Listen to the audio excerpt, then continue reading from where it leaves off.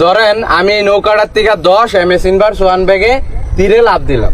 এখন যদি আমার বর হয় 50 কেজি আর এই নৌকাটার বর যদি হয় 100 কেজি, তাহলে আপনি কি জানেন আপনি ফিজিক্সের কোন সূত্রটা অ্যাপ্লাই করে এই নৌকাটার ব্যাগ নির্ণয় করবেন, আর আমি লাভ দেওয়ার পরে নৌকাটা কোন দিকে যাইবো এটা নির্ণয় করবেন?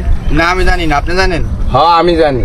আপনাদের এই নৌকাটার ব্যাগ নির্ণয় করতে হইলে আর এই নৌকাটা আমি লাভ দেওয়ার পর কোন দিকে যাইবো এটা নির্ণয় করতে হইলে ফিজিক্সের M1 into U1 plus M2 into U2 সমান সমান M1 into B1 plus M2 into B2 এই সূত্রটা ফলো করতে হইব।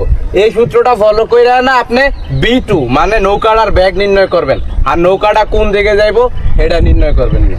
সবই বুঝলাম, এখন যদি আমি আপনার ফালাই দিই পানির ভিতরে, তাইলে আপনি কোন সূত্রে অ্যাপ্লাই করে ওই নৌ পারে দেবেন, আপনি কি এটা জানেন?